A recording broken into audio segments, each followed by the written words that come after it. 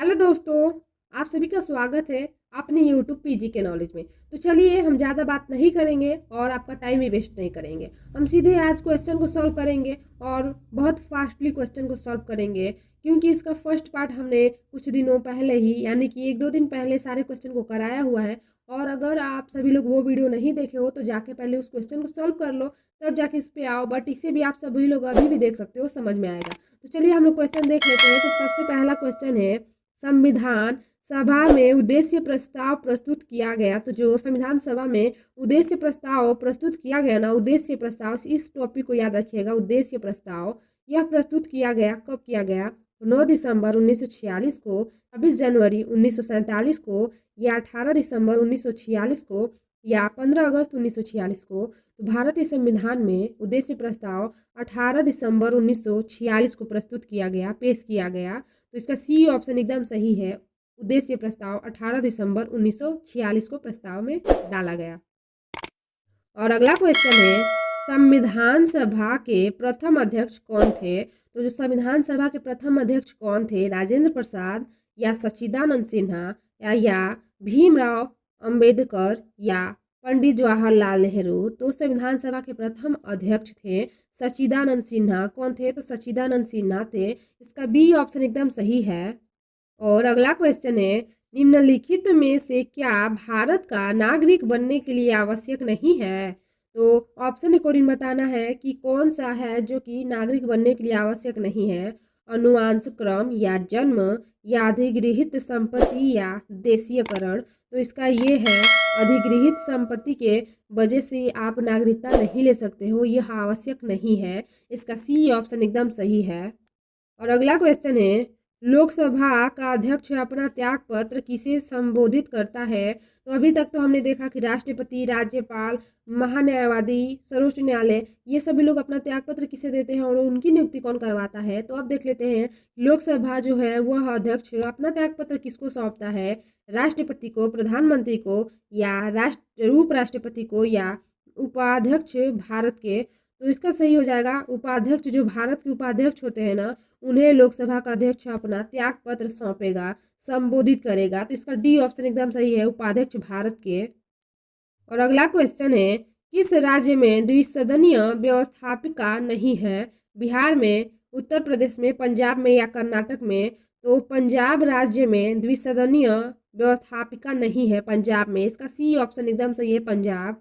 और अगला क्वेश्चन है, कौन से मूल अधिकार केवल भारतीय नागरिकों को उपलब्ध है? ऐसा कौन सा मूल अधिकार है जो कि केवल भारतीय नागरिकों के लिए ही है? तो ये सारे अनुच्छेद है, आप लोग देख सकते हो कौन कौन सा है। तो इसमें सही ऑप्शन है 15, 16, 19 और 29 केवल भारत के नागरिकों के लिए आवश्यक है, उपलब्ध है। यह अनुच्छेद 15, अनुच्छेद 16, अनुच्छेद 19 और अनुच्छेद 29। तो इसका ये ऑप्शन एकदम सही है। अगला क्वेश्चन है, सत्य कथन चुनिए। तो ये ऑप्शन है, इसमें से सत्य कथन चुनने हैं, कुछ ऐसे हैं। तो राज्यसभा में 11 सदस्यों को राष्ट्रपति मनोनीत करते हैं, क्या यह सत्य है? तो नहीं। और प्रत्याशी को उसी राज्य का होना चाहिए जहां से वह राज्यसभा का चुनाव लड़ रहा है। तो नहीं, ये भी सही नहीं है। और अगला है, राज्यसभा को भंग किया जा सकता है। तो नहीं। और लोकसभा में राष्ट्रपति 2 सदस्य मनोनीत करते हैं। क्या लोकसभा में राष्ट्रपति 2 सदस्यों की मनोनीत करते हैं? तो हाँ, यह कथन क्या है? तो यह कथन एकदम सही है, लोकसभा में राष्ट्रपति 2 सदस्यों को मनोनीत करते हैं। इसका डी ऑप्शन एकदम सही है।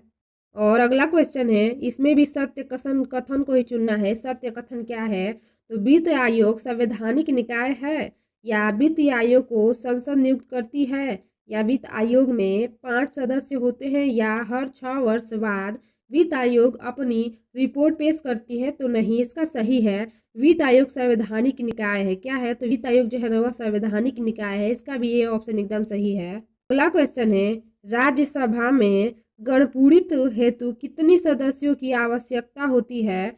25, 50, 100, 126। तो 25 सदस्यों की आवश्यकता होती है राज्यसभा में गणपूरित हेतु। और अगला क्वेश्चन है, पंचायती राज का सबसे मुख्य भाग क्या है? उच्च न्यायालय, केंद्रीय सरकार, राज्य सरकार, ग्राम सभा। क्या है? तो ग्राम सभा क्या है? पंचायती राज का सबसे मुख्य भाग है ग्राम पंचायत, पंचायती राज का। ठीक है, इसका डी ऑप्शन एकदम सही है। अगला क्वेश्चन है, भारत में नए राजनीतिक दल को अनुमति कौन देता है? तो भारत में नए राजनीतिक दलों को अनुमति कौन देता है? चुनाव आयोग, उच्चतम न्यायालय, राष्ट्रपति या स्पीकर। तो चुनाव आयोग ही उन्हें अनुमति देते हैं। नए नए राजनीतिक दलों को चुनाव आयुक्त ही अनुमति देते हैं। इसका ए ऑप्शन एकदम सही है, चुनाव आयुक्त। और अगला क्वेश्चन है, भारतीय संविधान में 44वें अनुच्छेद के अनुसार सम्मान संहिता की परिकल्पना निम्नलिखित में से किसके लिए है? तो धार्मिक निकाय या सजातीय समूहों या स्त्रियों या नागरिकों। तो किसके लिए है? तो यह नागरिकों के लिए है। इसका डी ऑप्शन एकदम सही है, नागरिकों के लिए है। और अगला क्वेश्चन है, निम्नलिखित में से कौन सा एक आदेश किसी व्यक्ति को गैर कानूनी ढंग से बंदी बनाए जाने पर उसकी स्वतंत्रता सुनिश्चित करने के लिए उच्चतम न्यायालय द्वारा जारी किया जा सकता है? तो ऑप्शन है बंदी प्रत्यक्षीकरण या परमादेश या उत्प्रेषण या अधिकार परीक्षा। तो इसका सही ऑप्शन है कौन सा? तो इसका सही है बंदी प्रत्यक्षीकरण। क्या है? बंदी प्रत्यक्षीकरण इसका सही ऑप्शन है। और अगला क्वेश्चन है, भारत का कोई नागरिक अपनी नागरिकता को देगा यदि वह भारतीय नागरिकता का परित्याग करता है या स्वेच्छा से किसी अन्य देश की नागरिकता प्राप्त करता है या किसी अन्य देश के नागरिक के विवाह करता है या सरकार की आलोचना करता है। तो इसका सही ऑप्शन कौन सा हो जाएगा? तो इसको कूट के हिसाब से देखना है, तो इसका कूट देख लेते हैं। तो इसका कूट क्या है? तो इसका कूट केवल 1 और 2 क्या हो जाएगा? सही हो जाएगा। इसका केवल 1 और 2 सही हो जाएगा। तो कौन सा ऑप्शन सही है? ये वाला भारतीय नागरिकता का त्याग करेगा और ये वाला स्वेच्छा से किसी अन्य देश की नागरिकता प्राप्त करेगा। यह दोनों ऑप्शन ही है। और अगला क्वेश्चन है, राज्यसभा में वर्तमान में कितने सदस्य हैं? तो राज्यसभा में वर्तमान में 250 हैं, 245 है, 255 है या 260 है। तो 245 है वर्तमान में राज्यसभा में जो सदस्य है वह 245 है। और अगला क्वेश्चन है, संविधान निर्माण हेतु संविधान सभा के सदस्यों द्वारा हस्ताक्षर कब किया गया था? 1950 में, 1949 ईस्वी को या 1952 या 1997? तो 1949 को किया गया था हस्ताक्षर, जो कि संविधान निर्माण हेतु संविधान सभा के सदस्यों द्वारा हस्ताक्षर 1949 को किया गया था। इसका बी ऑप्शन एकदम सही है। अगला क्वेश्चन है, राज्य में राष्ट्रपति शासन किस अनुच्छेद के तहत लगाया जाता है? तो 352, 356, 360 या 365? तो इसका कूट के हिसाब से देख लेते हैं, केवल 1, केवल 2, केवल 3, 1 2 3 या केवल 2 और 4 क्या है? तो इसका सही ऑप्शन हो जाएगा 2 और 4। इसका दूसरा और चौथा ऑप्शन केवल सही हो जाएगा जो कि डी है। तो इसका सही ऑप्शन दूसरा और चौथा है, जो कि दूसरा और चौथा ऑप्शन में क्या है? तो दूसरा और चौथा में यह है जो कि 256। कौन सा इसका सही ऑप्शन हो जाएगा? तो इसका सही ऑप्शन हो जाएगा 256। और अगला क्वेश्चन है, पंचायती राज लागू करने वाला पहला देश कौन सा 2 राज्य बना है? तो पंचायती राज लागू करने वाला पहला 2 राज्य राजस्थान तथा महाराष्ट्र, राजस्थान तथा कर्नाटक या कर्नाटक तथा महाराष्ट्र या राजस्थान तथा आंध्र प्रदेश। तो वह राजस्थान और आंध्र प्रदेश दोनों राज्य बना है पहला पंचायती राज लागू करने का। इसका डी ऑप्शन एकदम सही है। और अगला क्वेश्चन है, आपातकाल की घोषणा होने के लिए 1 महीने के अंदर किस स्थान से पारित होना जरूरी है? तो राज्यसभा, लोकसभा, दोनों सदन या सर्वोच्च न्यायालय? दोनों सदनों से पारित होना आवश्यक है। क्या है? तो दोनों सदनों से। तो इसका सी ऑप्शन एकदम सही है। और अगला क्वेश्चन है, मौलिक कर्तव्य किस समिति के सिफारिश पर भारतीय संविधान में जोड़ा गया था? तो यह कालेकर समिति, हंसमुख अधिया समिति या रेखा समिति या स्वर्ण सिंह समिति? तो वह स्वर्ण सिंह समिति के द्वारा मौलिक कर्तव्य को सिफारिश पर जोड़ी गई थी। इसकी सिफारिश पे, स्वर्ण सिंह के सिफारिश पे। इसका डी ऑप्शन सही है। और अगला क्वेश्चन है, नीति आयोग का अध्यक्ष होता है कौन होता है? प्रधानमंत्री, गृह मंत्री या राष्ट्रपति या उपराष्ट्रपति? इसका सही ऑप्शन है प्रधानमंत्री। नीति आयोग का अध्यक्ष कौन होता है? तो प्रधानमंत्री होता है। इसका ये ऑप्शन एकदम सही है। अगला क्वेश्चन है, पंचायतों की वित्तीय स्थिति को सिफारिश राज्य वित्त आयोग द्वारा किसे की जाती है? राज्यपाल को या राज्य सरकार को या राष्ट्रपति को या केंद्र सरकार को? तो राज्य सरकार को किया जाता है। इसका बी ऑप्शन एकदम सही है।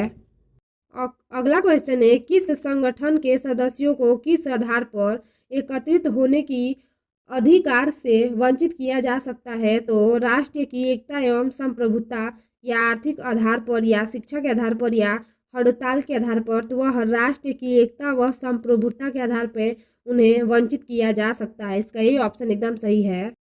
अगला क्वेश्चन है, मंत्रिपरिषद सामूहिक रूप से किसके प्रति जवाबदेह होते हैं? तो वह जवाबदेह किसके प्रति होते हैं? लोकसभा, संसद, राज्यसभा या राष्ट्रपति? तो लोकसभा के प्रति वह जवाबदेह होते हैं। क्या होते हैं? तो जवाबदेह होते हैं मंत्रिपरिषद। इसका ए ऑप्शन एकदम सही है, लोकसभा। अगला क्वेश्चन है, किस अनुच्छेद के तहत नीति निर्देशक तत्व को न्यायालय में प्रश्नगत नहीं किया जा सकता है? तो अनुच्छेद 40, अनुच्छेद 37 या अनुच्छेद 47 या 44? तो अनुच्छेद 37 के तहत उन्हें प्रश्नगत नहीं किया जा सकता है नीति निर्देशक तत्व के द्वारा। इसका बी ऑप्शन सही है। और अगला क्वेश्चन है, राज्य निर्वाचन आयुक्त को कौन पदच्युत कर सकता है? राज्यपाल, राष्ट्रपति, प्रधानमंत्री या जो प्रक्रिया उच्च न्यायालय के न्यायाधीश को हटाने को है? तो इसका सेम है, इसका डी ऑप्शन एकदम सही है। जो प्रक्रिया उच्च न्यायालय के न्यायाधीश को हटाने का है, उसी प्रकार से राज्य के निर्वाचन आयुक्त को भी पदच्युत किया जा सकता है। और अगला क्वेश्चन है, भारत में कितनी बार आपातकाल लागू हो चुका है? तो अभी तक भारत में आपातकाल कितनी बार लगा है? 1 बार, 3 बार, 2 बार, 4 बार? तो 3 बार ही केवल अभी तक आपातकाल लगा हुआ है। इसका बी ऑप्शन एकदम सही है। और अगला क्वेश्चन है, संविधान के उद्देशिका में किस मौलिक अधिकार का वर्णन नहीं है? आर्थिक स्वतंत्रता, विचार की स्वतंत्रता या विश्वास की स्वतंत्रता या अभिव्यक्ति की स्वतंत्रता? तो आर्थिक स्वतंत्रता का वर्णन नहीं किया गया है जो कि संविधान की उद्देशिका में। इसका ये ऑप्शन एकदम सही है, आर्थिक स्वतंत्रता। अगला क्वेश्चन है, पंचायती राज की व्यवस्था से संबंधित समिति कौन सा है? या ऑप्शन है मल्होत्रा समिति, रेखा समिति या बलवंत राय मेहता समिति या देशमुख समिति? तो बलवंत राय मेहता जो कि समिति है, यह पंचायती राज की व्यवस्था से है। इसका सी ऑप्शन एकदम सही है। और अगला क्वेश्चन है, अंतर्राष्ट्रीय परिषद का गठन किस समिति के सिफारिश पर किया था? तो कल जो कि केलकर समिति, संस्थान समिति या नियोगिक समिति या राज्य मन्नार आयोग? तो इसका सही ऑप्शन हो जाएगा केलकर समिति। क्या? तो केलकर समिति की सिफारिश पे यह किया गया था। इसका ये ऑप्शन सही है, जो कि अंतर्राष्ट्रीय परिषद की गठन किया गया था केलकर समिति से। इसका ये ऑप्शन सही है। और अगला क्वेश्चन है, उद्देशिका में 42वें संविधान संशोधन में कौन सा शब्द जोड़ा गया? समाजवाद, धर्मनिरपेक्ष, लोकतांत्रिक या समाजवाद, पथ निरपेक्ष अखंडता या समाजवाद, लोकतंत्र अखंडता या इनमें से कोई नहीं? तो जो जोड़ा गया है समाजवाद, पथ निरपेक्ष और अखंडता, यह तीनों शब्द को उद्देशिका में 42वां संविधान संशोधन द्वारा जोड़ा गया है। समाजवाद, पथ निरपेक्ष और अखंडता। इसका बी ऑप्शन एकदम सही है। और अगला क्वेश्चन है, भारत के राष्ट्रपति को किस प्रकार पदच्युत किया जा सकता है? जो भारत के राष्ट्रपति हैं, तो विधायी प्रक्रिया, न्यायिक प्रक्रिया या संसदीय प्रक्रिया या उपरोक्त में से सभी? तो इसका सही ऑप्शन हो जाएगा संसदीय प्रक्रिया के द्वारा भारत के राष्ट्रपति को उनके पद से पदच्युत किया जा सकता है, यानी कि हटाया जा सकता है।